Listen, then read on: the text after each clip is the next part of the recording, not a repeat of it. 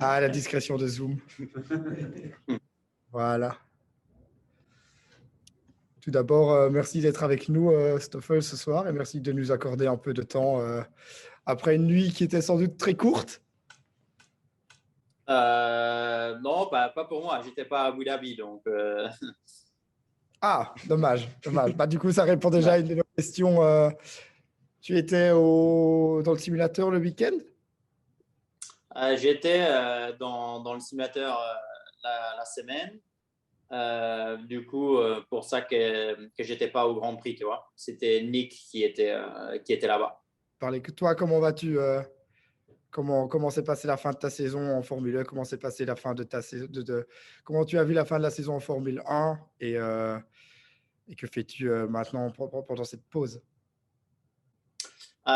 Ouais, après notre saison de Formule 1 qui s'est terminée au mois d'août, euh, en fait, j'ai été pas mal occupé avec les Grands Prix d'F1, donc pas mal de boulot dans le simulateur plutôt pour le développement de la voiture de l'année prochaine déjà.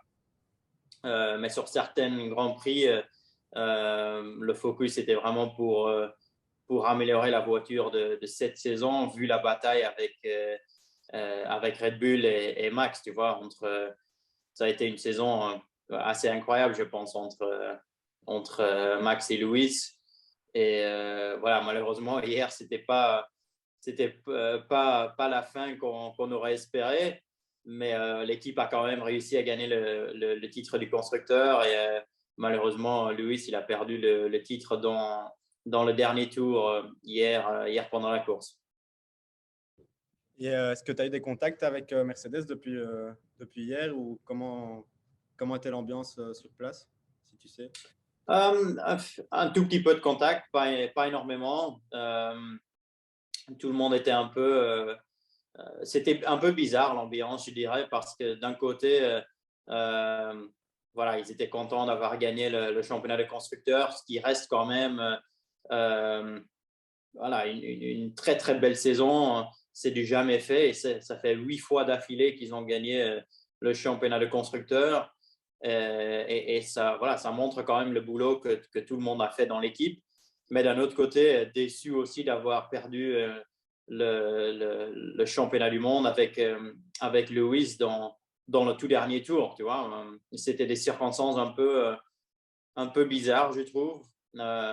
Tout d'abord, le directeur de course, il avait pris une décision voilà, de pas laisser passer les voitures qui étaient un tour derrière. Et puis, d'un coup, il a décidé voilà, de laisser passer cinq voitures. Donc, voilà, tout s'est décidé dans le dernier tour et dans la position de Lewis, il n'avait aucune chance contre Max avec des pneus neufs, en fait.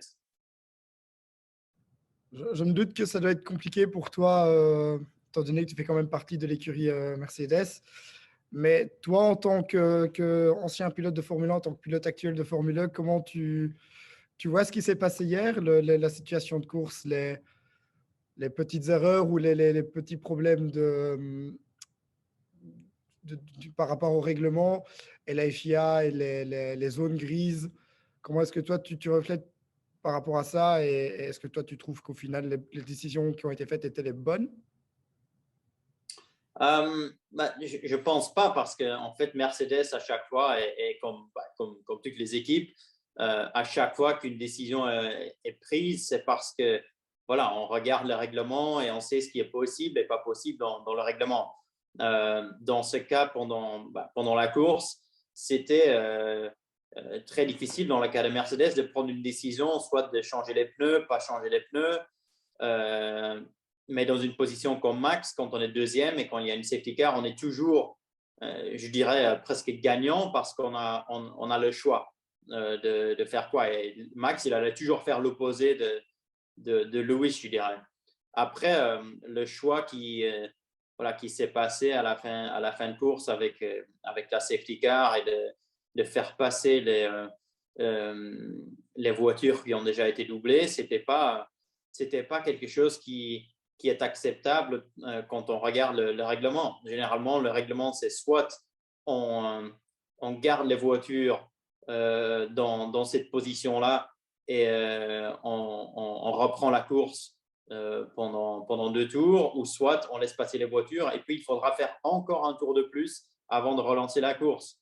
Sauf qu'ici, ils ont laissé passer les voitures, ils ont redémarré la course de suite en fait. Donc, ils n'ont pas vraiment suivi ce qui était marqué dans le règlement en fait. Donc, voilà, dans la position de Mercedes, c'était très frustrant parce qu'ils n'ont pas suivi ce qui était dans le règlement.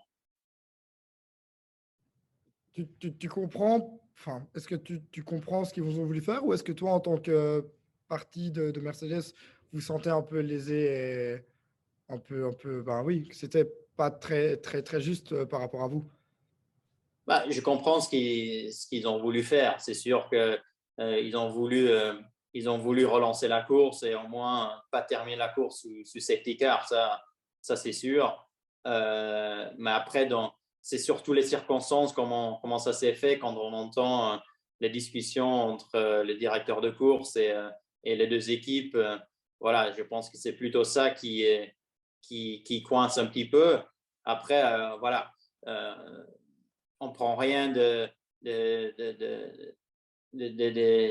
résultats de Max. Je pense que Max et Lewis, tous les deux, ils méritent énormément ce championnat. Je pense que ça a été une des meilleures saisons qu'on ait jamais vues de la F1. Presque chaque week-end, c'était Lewis contre Max. Voilà, le championnat du monde, il s'est décidé dans le tout dernier tour du dernier Grand Prix de la saison. Donc, je pense au niveau du spectacle, on en a eu plein pendant toute la saison. Tu parlais du spectacle, justement. Je ne sais pas si tu as remarqué ça chez toi ici, mais en tout cas, en Belgique, moi qui suis la F1 vraiment depuis toujours, j'avais jamais vu autant d'engouement avant une course, pendant la course, après la course. Tout le monde parlait de F1 cette semaine. Comment tu expliques ça? Et ça fait un petit temps quand même qu'il y a pas mal d'engouement. Est-ce que c'est dû à la bataille Max-Lewis? Est-ce que c'est Netflix? Est-ce que c'est autre chose? Comment tu vois ça? Oui, je pense que c'est un peu, c'est la combinaison, bien sûr, la bataille entre Max et Lewis, mais je pense surtout ce qui a donné un énorme boost à la F1, c'est Netflix. Les dernières années, voilà, ça a vraiment grandi le sport énormément au fur et à mesure. Pas qu'en Europe, je pense qu'en Europe, c'était déjà un sport très bien suivi, mais surtout en Amérique, je pense que le sport, il a grandi énormément. Voilà, je pense la combinaison entre Netflix et le fait d'avoir eu une saison aussi proche entre Max et Louis, ça a fait cet effet-là. Tu viens déjà de mentionner les États-Unis, donc si tu veux bien, on peut y rester un peu outre-Atlantique. Tout ce qui est cheval américaine, tu connais un peu, vu que tu as eu l'occasion de faire un test en IndyCar maintenant. Comment, en quoi est-ce que l'IndyCar change la Formule 1 de la Formule 1 et comment toi tu vois ton test? Et y a-t-il un avenir pour toi en IndyCar, du coup, pour l'année prochaine et les années à venir? Ouais, pour moi, c'était une première expérience en IndyCar. C'est quelque chose de complètement différent de ce que j'ai l'habitude en ce moment de rouler à côté de la Formule 1 et l'endurance. Je pense, la voiture me rappelle un peu d'une voiture GP2 en fait, sauf que voilà, là-bas, il roule sur des circuits beaucoup plus bosselés. Le volant, il est très, très dur. Physiquement, c'est une voiture très, très, très, très compliquée aussi. Mais voilà, si vraiment il y a un futur là-bas, c'est difficile à dire. Je pense que j'ai bien aimé l'expérience là-bas, voilà, le style de travail et comment on travaille là-bas, c'est complètement différent. Et ça reste voilà, un championnat qui a énormément de potentiel. Je pense aussi l'IndyCar, ça a grandi pas mal les dernières années. On a vu Romain Grosjean, quelques Européens voilà, qui ont été là-bas et qui ont plutôt réussi pas mal. Et ils ont fait de très bons résultats. Donc voilà, pour moi, on sait que c'est la dernière saison avec Mercedes en Formule 1 et que voilà, après le mois d'août, il se retire de la Formule 1. Donc, en ce moment, je n'ai pas de plan après, je dirais. Donc, en ce moment, je suis en train de regarder un peu dans tous les coins, l'IndyCar, l'endurance, rester en Formule E. Et voilà, ces tests-là, c'était bien pour moi pour savoir un peu ce que c'est l'environnement de travail, la voiture et comment se passent les choses là-bas. Et donc, pour un peu revenir à ton poste de troisième pilote en Formule 1, comment se passe un week-end type d'un pilote réserve? Des fois, tu vas sur place, des fois pas. Des fois, tu es consultant pour l'RTBF. Comment c'est un week-end type pour toi? Ça dépend un peu d'un week-end à l'autre. Comme tu le disais, euh, généralement, entre moi et Nick, on fait chacun 10 grands prix. Donc, quand je suis là au circuit, franchement, il n'y a pas énormément à faire pour moi. Tu vois, c'est juste être là au cas où qu'il y a un incident avec Valtteri, Lewis. Il y a aussi, on est aussi pilote de réserve pour McLaren. Donc voilà, il faut vraiment être sur place au cas où qu'il y a quelque chose dernière minute qui arrive à un pilote. Et puis, voilà, on suit tous les meetings techniques. On fait presque tout comme Valtteri et Louis. On suit tous les meetings. Sauf que, voilà, au final, on ne roule pas. Donc, puis, les week-ends où je ne suis pas là, généralement, je suis dans le simulateur. Donc, c'est plutôt les week-ends qu'on est presque plus occupé parce qu'on passe du temps dans le simulateur. Généralement, on commence à rouler après la FP2, après le débrief technique avec l'équipe. Et puis, c'est les ingénieurs qui sont au circuit qui donnent une liste avec plein d'options, plein de tests setup qu'ils veulent essayer pendant la nuit. Alors que nous, on fait ça dans le simulateur pour que quand le lendemain, les ingénieurs ils reviennent au circuit, on leur donne tous les infos en fait et qu'ils peuvent prendre une décision avec leur setup. Et vu que c'était un peu une saison particulière, vu la bataille pour le titre, est-ce que tu avais plus de contact avec Loïs, par exemple, qui te posait des questions supplémentaires sur les tests au simulateur et tout ça, ou c'était comme d'habitude? Non, j'ai eu plus de contacts cette saison que d'habitude. Je pense aussi de son côté, il a fait beaucoup, beaucoup plus de simulateurs que les années précédentes. Les années précédentes, je pense, il avait peut-être un peu plus de marge et il n'avait peut-être pas aussi besoin voilà, de passer du temps dans le simulateur. Mais voilà, lui aussi, il a passé des jours, des heures pour essayer des options de setup qu'avant, il faisait pas tout le temps, tu vois. Donc, maintenant, quand je vais sur les Grands Prix et que quand je suis là, il demande mon avis parfois sur la direction de setup parce que maintenant, il commence à faire plus des simulateurs lui-même et je pense qu'il essaye de comprendre ce que moi je préfère pour faire un choix lui-même. Étant donné que tu parles déjà de simulateur, de setup, de vouloir comprendre la voiture, on sait qu'à partir de la saison prochaine, en Formule 1, il y aura une toute nouvelle réglementation, il y aura des toutes nouvelles voitures, entre guillemets. Est-ce que chez vous, à Brackley, vous avez déjà des simulations de la potentielle W13, 12, 13, et des futures voitures de Formule 1, comment elles vont se comporter, ce qui change par rapport à maintenant, et aussi avec les pneus, les 18 pouces, le comportement routier, la dégradation, tout ça. Est-ce que tu as déjà pu un peu tester et si on pouvait avoir ton avis sur la chose? Ouais, ça fait déjà un petit moment qu'on travaille sur la voiture de l'année prochaine et ça a été plutôt le plus le travail que j'ai fait cette saison, ça a été plutôt pour l'année prochaine déjà et presque moins sur cette saison. Ouais, en termes de performance, c'est encore un peu tôt à dire exactement où on sera comparé à les voitures d'aujourd'hui. On n'est pas très très loin. Je pense qu'on est quelques secondes moins vite. Ce qui était voilà, le but pour la F1, c'était de ralentir un tout petit peu les voitures. mais je pense dans 2-3 ans, avec le développement des voitures, je pense qu'on va récupérer tout ce que les équipes ils ont perdu en fait. Donc, c'est vrai que le look il est complètement différent, les pneus seront complètement différents, mais c'est surtout la façon où l'aéro est généré est très différent des voitures de cette année, par exemple. C'est plutôt le diffuseur qui fera une différence. Il y aura moins de possibilités de développer l'aileron avant, par exemple, entre les équipes. Donc,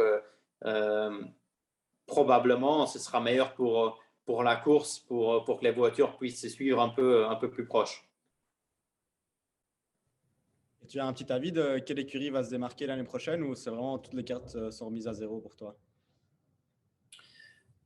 C'est très difficile, surtout quand il y a des changements aussi gros comme il y aura l'année prochaine.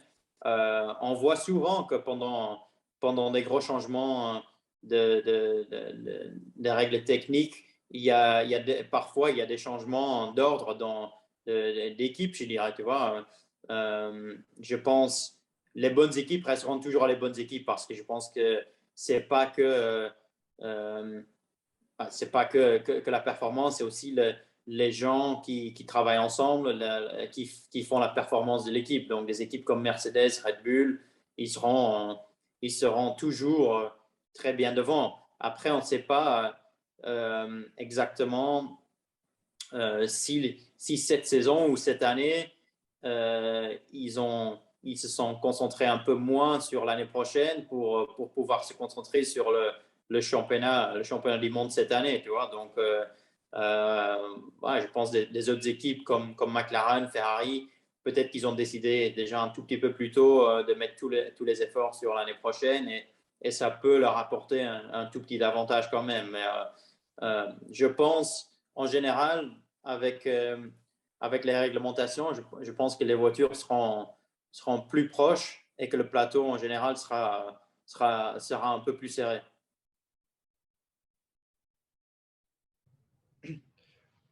Si tu veux bien, on va juste quitter un peu cette sphère de la Formule 1 pour se tourner un peu vers toi, ton côté belge au final. Euh, Moi, j'avais déjà une question, étant donné qu'on sait tes liens qui existent entre toi et le RACB. Euh, Comment tu vois le RACB pour l'instant? Parce que nous, en tant que Belges, on se dit qu'on est passé à deux doigts d'avoir au moins deux pilotes en Formule 1 maintenant. On est passé à un doigt d'avoir un champion du monde belge avec Verstappen.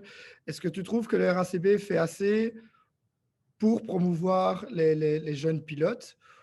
Ou aimerais-tu qu'il y ait un peu plus de formules de développement en Belgique, peut-être un peu plus de financement?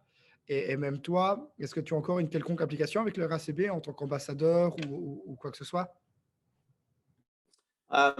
Ouais, c'est une bonne question. Ouais, moi, d'une partie, c'est grâce au RACB voilà, que j'ai eu l'opportunité de faire le pas du karting à la voiture.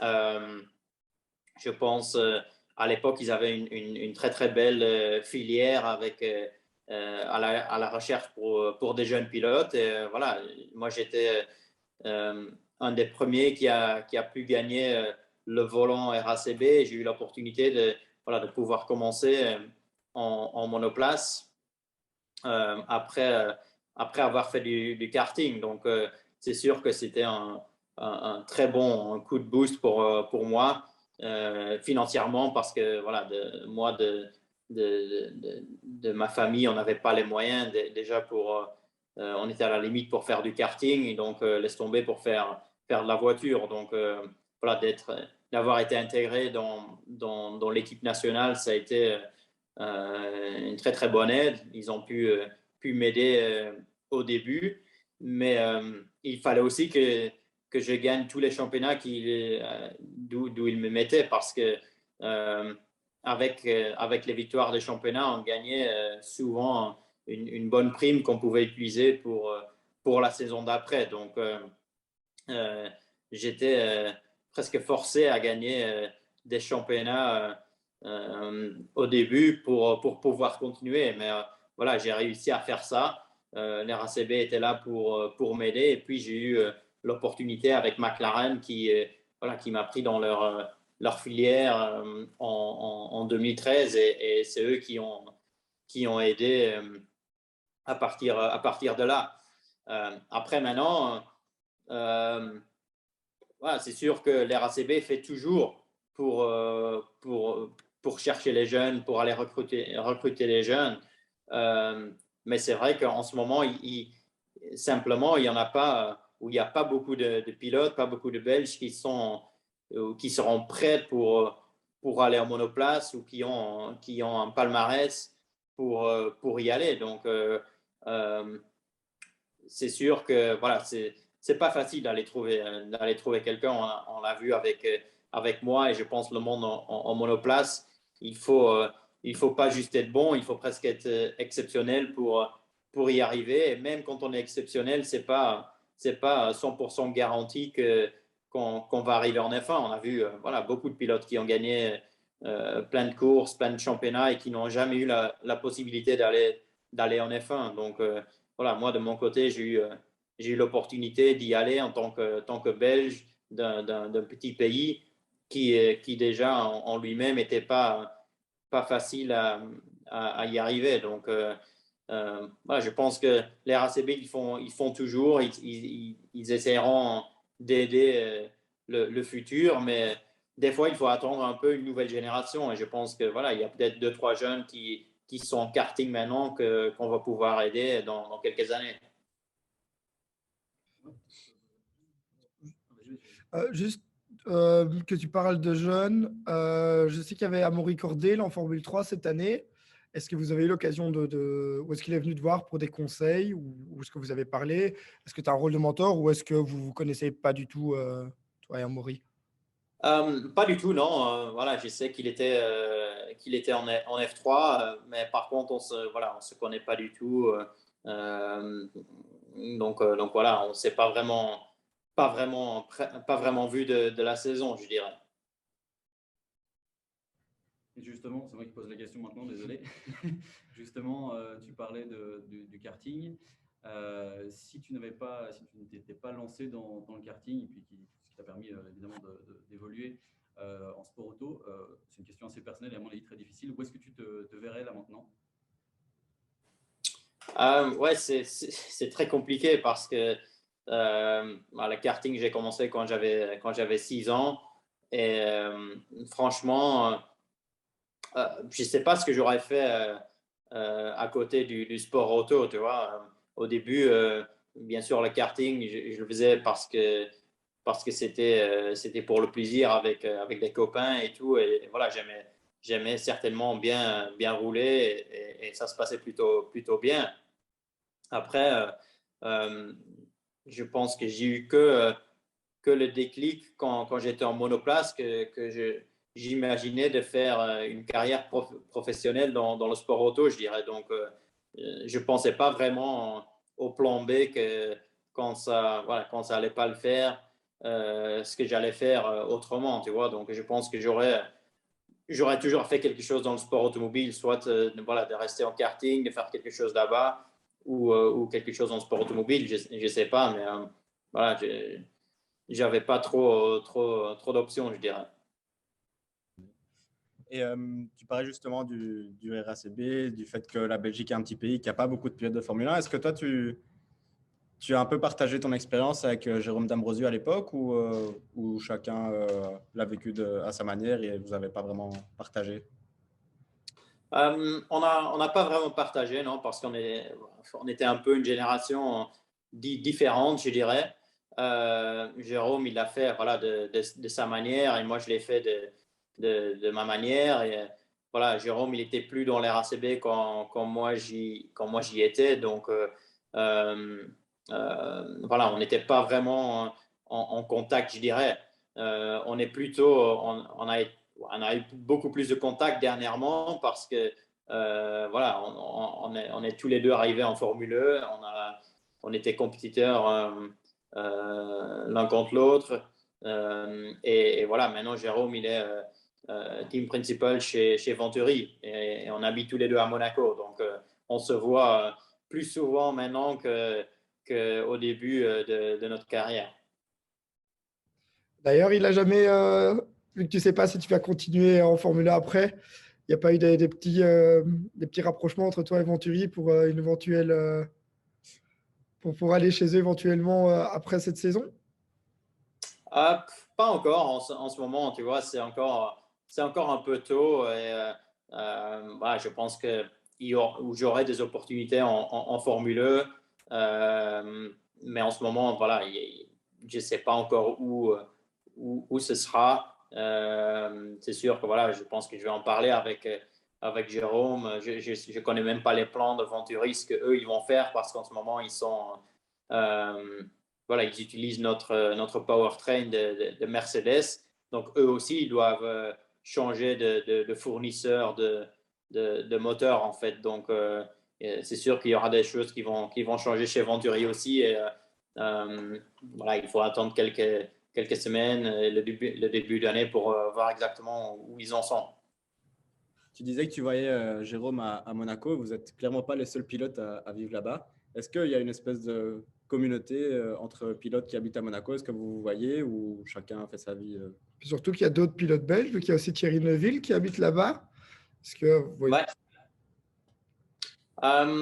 Ouais, je pense, Thierry, franchement, on ne se voit pas souvent du tout parce que avec nos calendriers, avec tous les voyages qu'on fait, déjà, on n'est pas souvent ici. Euh, on se voit de temps en temps, mais souvent, c'est même en Belgique quand on fait des opérations pour l'RACB ou on fait voilà, des choses promotionnelles ensemble. Mais sur Monaco, oui, ça se trouve qu'on se voit, mais pas souvent du tout. Euh, Après, voilà, oui, il y a des autres pilotes avec qui on se voit souvent. C'est plutôt avec ceux de la Formule E voilà, qu'on a un petit groupe qui s'entraîne souvent ensemble. Voilà, on fait souvent du vélo ensemble. On fait pas mal d'activités. Euh, Après, voilà, une fois qu'on est en piste, c'est chacun pour soi, mais ça ne veut pas dire qu'à côté du sport, on fait des trucs ensemble, quoi. Euh, Si tu veux bien, j'aimerais bien revenir sur ce que tu as dit tantôt par rapport à McLaren qui t'a permis d'aller plus loin dans les catégories jeunes, notamment quand tu étais part du programme jeune McLaren. Moi, je voulais te demander si tu avais encore de quelconque lien actuellement avec McLaren, autre que, enfin oui, de liens avec McLaren encore maintenant. Et aussi, on sait que Ron Dennis avait fait beaucoup pour toi aussi. Est-ce que vous êtes encore en lien maintenant? Est-ce que vous parlez encore? Ou est-ce que là aussi, c'est fini et t'es passé à autre chose? Avec Ron, on n'a plus eu de contact depuis qu'il a quitté McLaren et que voilà qu'il n'a plus du tout été impliqué dans le monde de la F1. D'ailleurs, ce serait bien voilà, de le revoir un jour et voilà, de discuter un peu avec lui. Et puis voilà, du côté de McLaren, oui, j'ai encore des contacts là-bas avec Zach, bien sûr, parce que voilà, je viens de faire le test en IndyCar avec eux aussi. Euh, et puis, je suis aussi pilote de réserve pour eux. Donc, chaque année, je passe un tout petit peu de temps chez eux, généralement en début d'année, pour faire 1 ou 2 jours de simulateur voilà, pour reprendre un peu les fonctionnements de volant, voilà, toutes les procédures qui se passent là-bas. Et juste une petite question un peu bateau, mais quel est ton circuit préféré si tu devais en choisir un?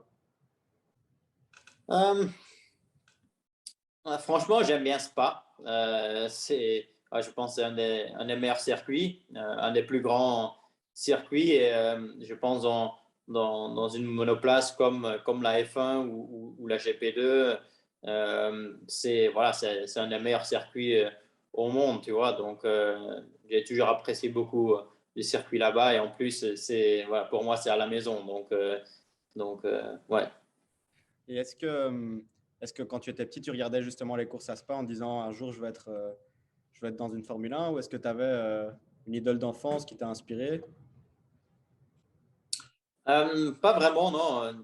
J'ai rarement été voir des grands prix ou des courses quand j'étais plus jeune, parce que mes parents, ils n'étaient pas forcément fans du sport auto, donc ils m'amenaient jamais vraiment sur les circuits ou aller voir les courses. Il y a peut-être 2, 3 courses que j'ai été voir à Zolder et à Spa, quand il y avait des copains qui roulaient quand j'étais plus petit.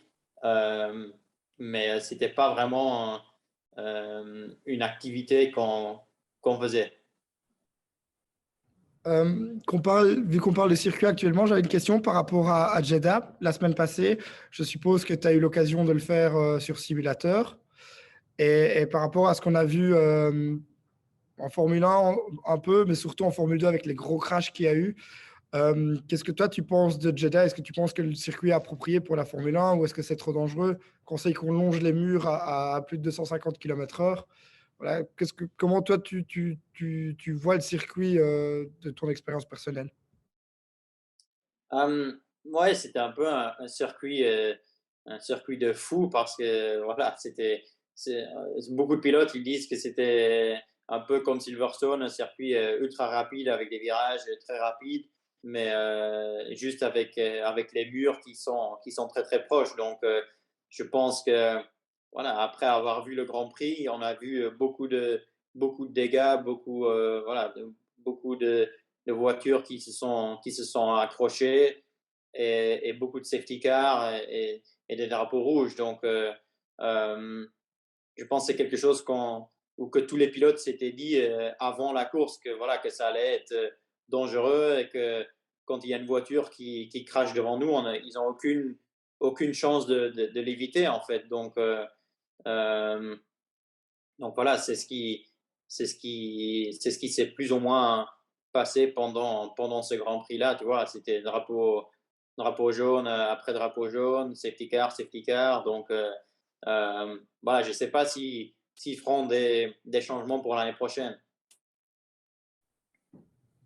Et pour un peu revenir aussi à la Formule 1, tu as côtoyé de très près Alonso, Hamilton. C'est quand même des gros noms de la Formule 1 et du sport moteur en général. Est-ce qu'ils t'ont apporté quelque chose? Est-ce que tu t'es inspiré un peu d'eux pour ta carrière à toi? Parce que voilà, c'est quand même ça fait à eux deux 9 titres de champion du monde, donc c'est pas rien. Le meilleur conseil qu'ils ont pu te donner? Ouais, c'est toujours extrêmement intéressant de travailler avec des gens comme Lewis, Fernando. On n'oublie pas Jenson Button qui lui aussi a été champion du monde. Donc voilà, j'ai eu l'opportunité de travailler avec, euh, avec beaucoup de pilotes expérimentés qui ont gagné des championnats du monde en Formule 1. Et voilà, pour moi, c'est très intéressant de voir leur méthode de travail, voilà, combien d'efforts ils mettent dans leur travail, sur quels détails ils se concentrent plus. Et voilà, de voir un peu la différence entre quelqu'un comme Lewis, comme Fernando, comment ils approchent un week-end. Je pense que c'est surtout ça voilà, qui fait qu'ils sont aussi bons, c'est que chaque week-end, ils sont à 99% de la limite, je dirais. Tu vois, il n'y a pas un week-end où ils sont pas là. Ils sont toujours là. Ils arrivent toujours à en sortir le maximum de leur voiture. Et c'est pour ça que voilà qu'ils ont gagné des championnats du monde. Est-ce que, est-ce que tu as un espèce de goût de trop peu par rapport aux saisons où toi tu étais en Formule 1 avec McLaren quand on a vu leur évolution assez rapide dans les années à venir? Ou c'est juste, voilà, c'était comme ça quand tu étais là et on n'y peut rien? Bah, je peux plus changer le passé, ça c'est sûr. Et après, voilà, quand on a une opportunité pour aller en F1, ça n'arrive pas tous les jours. Donc, moi, j'ai eu l'opportunité avec McLaren d'y aller. Et malheureusement, c'était les deux pires années presque de leur histoire qu'ils avaient. Tu vois, la voiture, elle n'était pas performante, le moteur, il n'était pas bien à cette époque-là. Euh, et eux aussi, voilà, l'état de l'équipe était pas bon. Tu vois, c'était le management, il n'était pas bien à cette époque-là. Il y avait la bataille entre Ron et les actionnaires. Donc c'était un peu l'équipe n'était pas bien cadrée, ils n'étaient pas focus sur la performance, mais plutôt sur survivre que autre chose. Et, voilà, après, ils ont fait un énorme pas en avant, ils ont fait du très très bon boulot les dernières années. Et franchement, McLaren, c'est une équipe qu'on doit voir devant. C'est un nom qui doit gagner des courses, qui doit gagner les championnats, qui a énormément d'histoire dans la Formule 1. Donc voilà, c'est très malheureux que j'ai dû passer mes 2 années comme ça là-bas, dans les pires circonstances, mais je ne peux plus le changer. Donc je ne peux que changer mon futur. Merci pour ça. Ça nous permet un peu de voir comment était la situation chez McLaren à l'époque. Moi, j'ai juste des questions un peu plus personnelles, un peu plus pour détendre un peu plus l'ambiance. Déjà, toi, la relation que toi tu as avec Max, est-ce que vous êtes amis, est-ce que vous vous connaissez ou est-ce que comment, enfin, juste comment vous vous situez l'un par rapport à l'autre. Et une question qui nous a intéressé avec la personne qui nous a permis d'organiser cette interview, c'est étant donné que tu as l'occasion de le côtoyer au quotidien, comment est Toto Wolff dans la vie de tous les jours? Parce que nous, on le voit sur les week-ends de Formule 1 qui est soit très calme, soit très explosif. Et donc voilà, comment est-ce qu'il est dans la vie de tous les jours et comment est-ce qu'il t'aide au quotidien aussi? Ouais, tout d'abord, Max, Max, je connais très bien parce il est presque mon voisin à Monaco. Donc, on se voit assez souvent. Cette année, un peu moins. Je pense qu'il était très focus sur sa saison. Donc, on s'est vu un tout petit peu moins. Mais voilà, on se voit souvent sur les Grands Prix. Des fois, on voyage ensemble sur quelques courses. Donc voilà, c'est quelqu'un qui est il reste toujours très normal. Je pense il est très bien avec ses copains autour de lui. Et, voilà, il mérite à 100% ses titres de championnat du monde. Et je pense que voilà, c'est un des meilleurs jeunes qu'on ait jamais vu et que probablement c'était pas son dernier championnat. Après Toto, voilà, c'est intéressant de suivre dans l'équipe comment il gère cette équipe. Je pense que c'est quelqu'un de très intelligent. Il sait exactement comment gérer les personnes autour de lui, comment donner la confiance aux gens autour de lui aussi pour qu'ils peuvent extraire le maximum de leur boulot et de donner à 100% pour l'équipe. Je pense qu'il est brillant pour ça. Après, pendant la course, des fois, il est très émotionnel. Tu vois, c'est quelqu'un qui est très passionné du sport. Voilà, il a investi énormément d'argent, de temps dans le sport auto. Et il est très passionné par le sport auto. Donc, je pense que c'est normal de le voir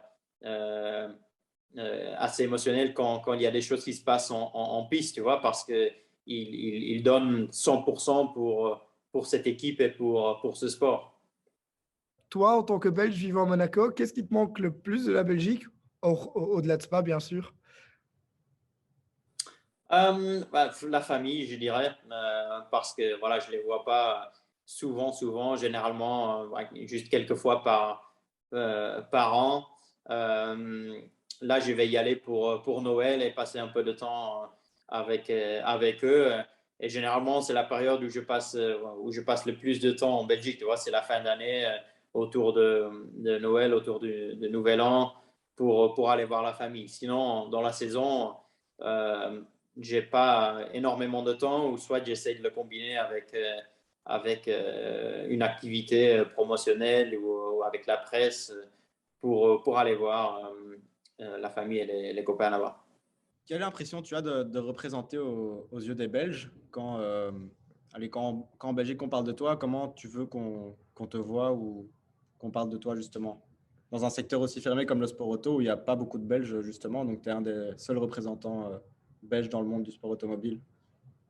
Ouais, c'est vrai que voilà, je pense que le sport auto en Belgique, à part la F1, n'est pas forcément très très bien suivi, je dirais.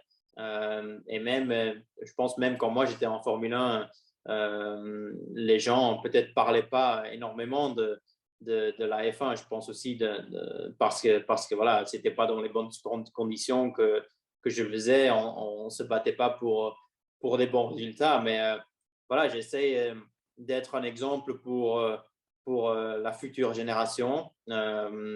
Aussi, de mon côté, je veux aider les jeunes qui sont en karting maintenant pour pouvoir faire le step en monoplace. Et voilà, j'y travaille avec mon équipe de karts que je roulais avant pour essayer de créer une structure pour commencer à aider des jeunes pilotes depuis les kartings pour voilà, leur donner un peu de coaching et de guider un peu leur carrière dans le sport auto. On l'a un peu évoqué justement, mais toi, tu as réussi à percer dans un univers hyper fermé et compliqué d'accéder avec beaucoup de détermination et de talent, évidemment.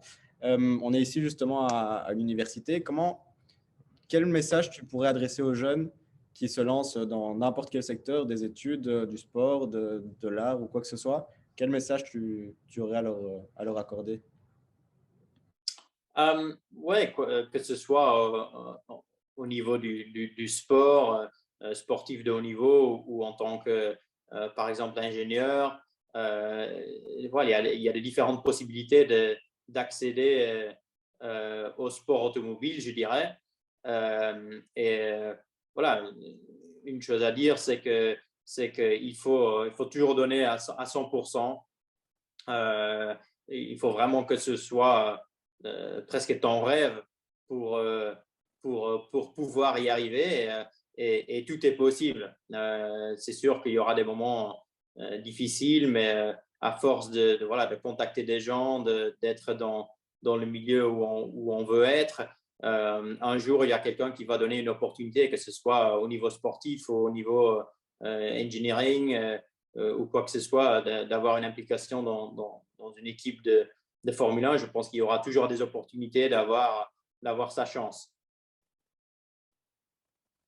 Du coup, si tu veux bien, on va juste laisser les gens qui sont avec nous ici, qui regardent cette interview, te poser des questions. Donc, poser des questions quelconques. Moi, je veux bien.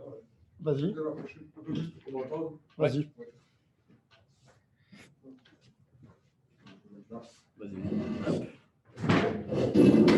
Bonsoir Stoffel. Bonsoir. Bonsoir. Voilà, j'avais une question au niveau communication. Donc, je voulais me demander à quel point un pilote de Formule 1 est-il maître de sa propre communication, un pilote tout court, parce que voilà, il y a des relations avec les équipes. J'ai un petit exemple par rapport à ça. En Sport 2018, tu sors au FP3 derrière Bottas et il y a un garçon dans le public qui porte un petit panneau avec Don't Give Up Stoffel. Ce jour-là, moi, je screen mon écran et je mets sur Twitter. Et toi, tu retweets l'affaire. Et le petit, finalement, est invité le lendemain avec toi à découvrir tout le stand et tout ton univers. Et donc, je me demandais, est-ce que ce retweet était ton objectif personnel ou est-ce que ça a été discuté avec l'équipe? Est-ce que ça a été mis… voilà, est-ce que ça a été un coup de communication ou est-ce qu'à la base, c'était surtout toi qui t'es dit, voilà, j'ai retweeté et après, tu as pensé aux conséquences derrière de l'acte? Ouais, c'était mon initiative parce que c'est toujours moi qui gère mes réseaux sociaux. Et après, voilà, en faisant ce retweet, je me rappelle encore, je pense que c'est la force de la F1 aussi, tu vois. Voilà, moi, j'ai fait les retweets et puis j'ai demandé aux gens que je connais voilà, dans mon équipe et de la F1 d'aller ou d'essayer de retrouver le petit jeune qui était là. Je ne me demande pas comment ils l'ont trouvé, mais ça, voilà, c'est un sport comme la F1 qui peut le faire. Voilà, c'est un énorme ils ont un énorme potentiel d'aller retrouver des gens. Voilà, je pense que c'était sympa.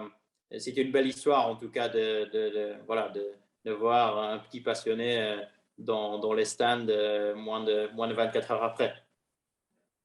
Par rapport à l'endurance, donc on sait qu'avec Jota, vous êtes passé pas loin d'avoir le titre. Vous avez vraiment fait une belle saison en MP2.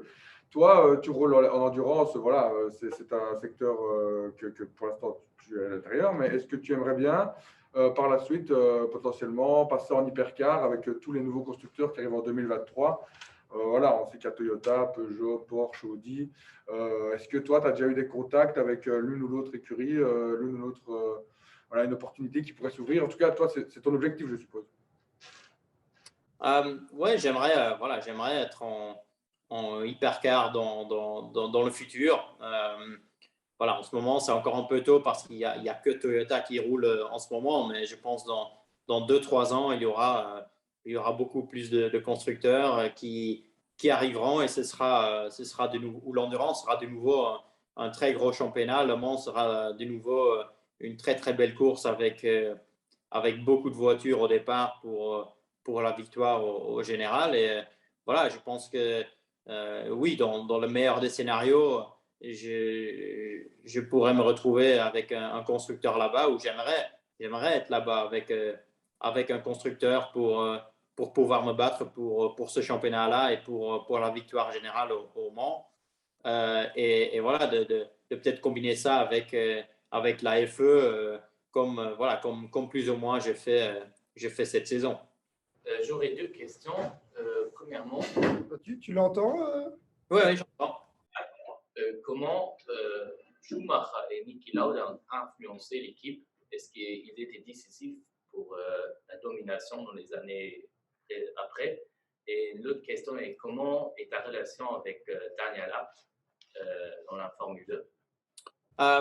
Oui, c'est sûr que Michael et Niki, ils ont eu un impact énorme sur l'équipe Mercedes.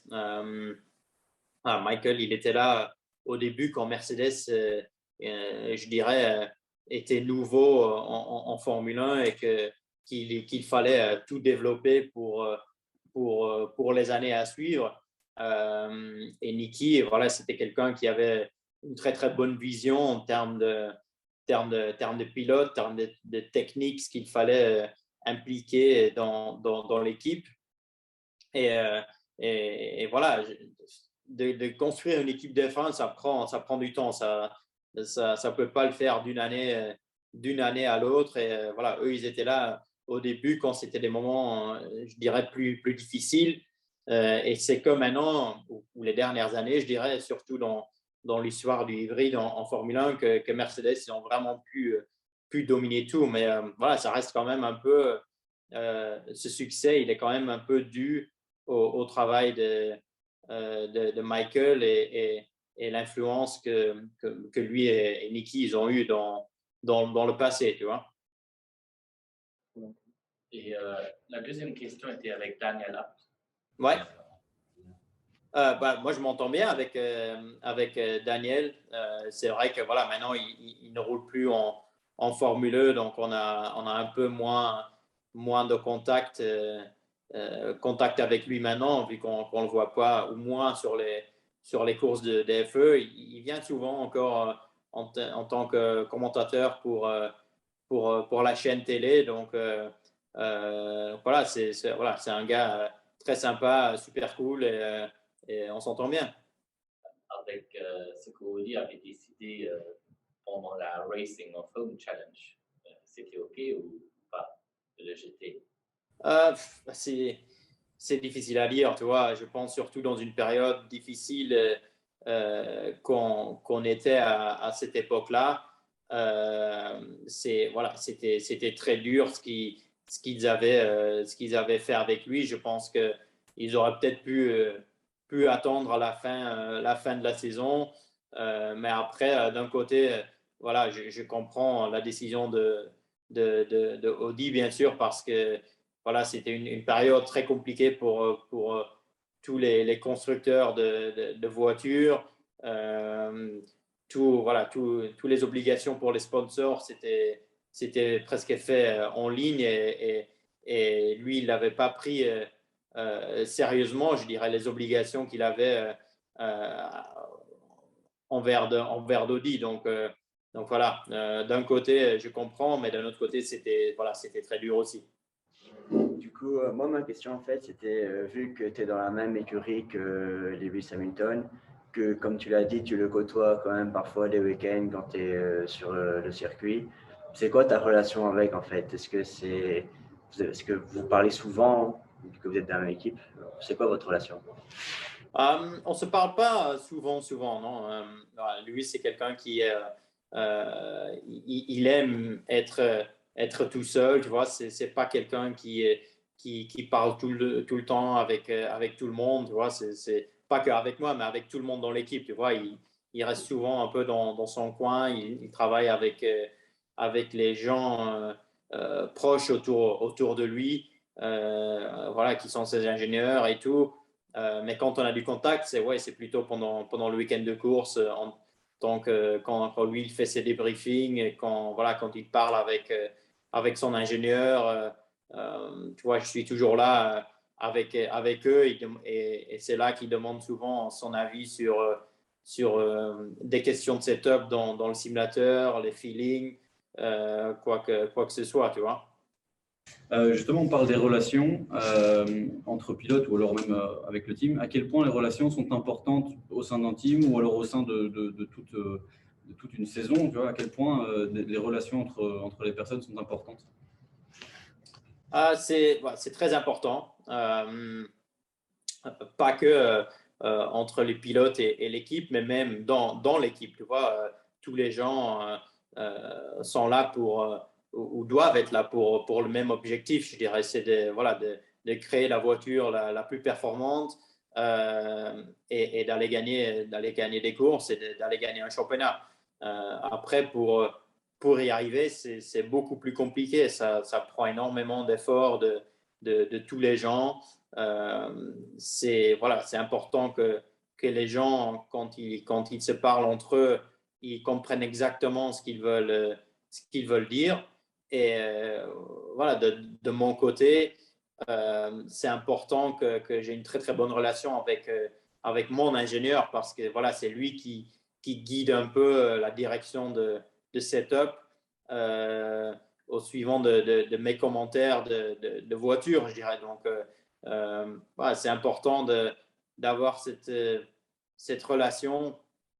Par exemple, cette saison, j'ai un nouvel ingénieur. Donc, voilà, c'est une relation que je vais devoir construire un tout petit peu. Tu vois, j'ai eu 3 jours à Valencia pendant les essais pour construire cette nouvelle relation.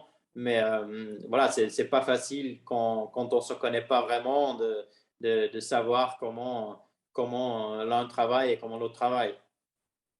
Quand il y a eu l'accident de Grosjean, c'était l'année passée en novembre, je pense, si je me souviens. Toi, en tant que pilote, ça t'a fait quoi? Parce que tu peux te dire, ça peut m'arriver à moi aussi, parce que ça ne s'est pas joué à grand-chose quand même, qu'on ait droit à vraiment une catastrophe, quoi. Donc, c'était quoi ton ressenti après avoir vu ça? Je suppose que tu dois aussi connaître personnellement Romain Grosjean. Oui, Romain, je le connais très bien. Et ouais, je pense qu'il a été très, très chanceux avec ce qui lui est arrivé à Bahreïn.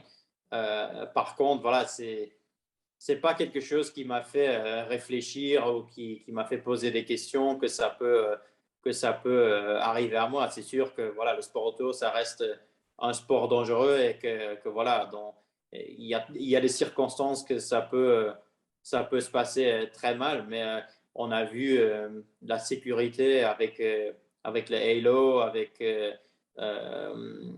tout ce que la FIA ils ont fait pour améliorer la sécurité.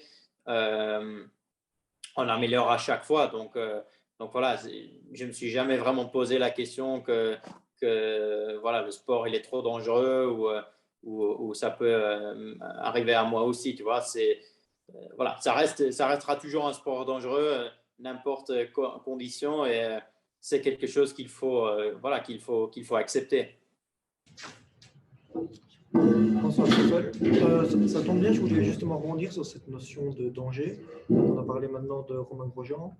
On a parlé il y a quelques minutes du circuit à Jeddah qui comportait quelques virages dangereux également. On a également eu également quelques polémiques à Spa-Francorchamps, pardon, au niveau du Raidillon. En tant que pilote, quelle quantité de danger êtes-vous prêt à encourir pour vivre votre passion en fait? Et donc, à quel point le danger est-il nécessaire au sport automobile en général? C'est pas nécessaire d'avoir du danger dans le sport pour que ce soit excitant. Je pense que voilà, avec les vitesses qu'on fait, avec les accidents qui peuvent se passer, parce que ça reste de la course et que c'est inévitable qu'il y a des voitures qui vont se toucher à un moment ou l'autre. Il y a toujours des risques impliqués. Je pense que ce qu'on ne doit pas faire, c'est d'introduire des risques qui sont pas nécessaires. Comme peut-être des scénarios à Jeddah avec des positions des murs qui n'étaient pas 100% nécessaires. Après, ça fait aussi partie du jeu, tu vois.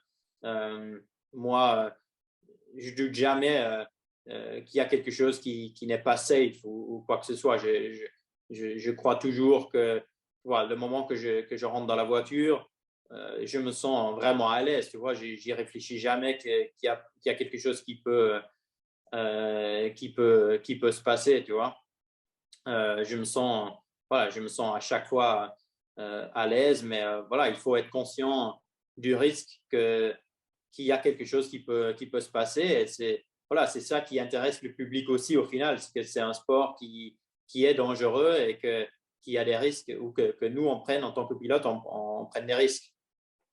Et deuxième question très courte. L'an prochain, la saison va passer à 23 Grands Prix. Est-ce trop peu? Quel est votre avis, ton avis à ce niveau-là, en tant que pilote qui doit travailler tout simplement pour ce Grand Prix? C'est beaucoup de Grands Prix, c'est sûr. Et voilà, pour moi, c'est presque plus parce que j'ai fait de la F1, je fais de la FE, je fais de l'endurance. Donc, au final, j'ai presque pas de temps libre, mais c'est aussi mon choix de faire cela. Tu vois, je suis jeune, j'ai envie de faire ça. Voilà, ma vie, c'est du sport auto. Donc voilà, je me compte chanceux d'avoir l'opportunité de pouvoir faire toutes ces choses-là. Tu vois, d'être pilote de réserve pour Mercedes, c'est un bon statut à avoir. Je suis leur pilote en Formule E. On a une voiture compétitive pour pouvoir se battre pour le championnat. Et je peux faire des courses en endurance et gagner des courses là-bas. Donc voilà, c'est aussi un peu mon choix de faire toutes ces choses-là. On ne va pas te garder plus longtemps, étant donné que le temps est écoulé. Juste pour savoir, qu'est-ce que nous, on peut te souhaiter pour l'année prochaine en WEC, en FE, potentiellement en IndyCar ou quoi que ce soit? Qu'est-ce qu'on peut te souhaiter pour l'année prochaine? Tout le meilleur. Voilà, c'est la dernière saison avec Mercedes en Formule E. Et voilà, j'espère que je peux gagner beaucoup de courses avec eux. Et voilà, j'aimerais terminer avec les championnats du monde avec eux pour leur dernière saison. Donc, ça, ce serait la meilleure fin de saison en Formule 1 avec Mercedes. Super, un grand merci pour ton temps. C'est chouette d'avoir des discussions avec des pilotes. On a eu l'occasion d'avoir Jack Aitken aussi il y a quelques mois. Donc, c'est super intéressant pour nous.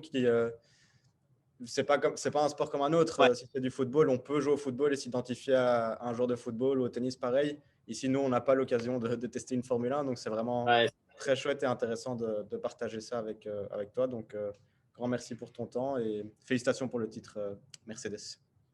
Merci. Pour ma part aussi, merci de nous avoir accordé cette interview. Et ce sera avec plaisir qu'on célébrera ton titre en Formule 1 l'année prochaine.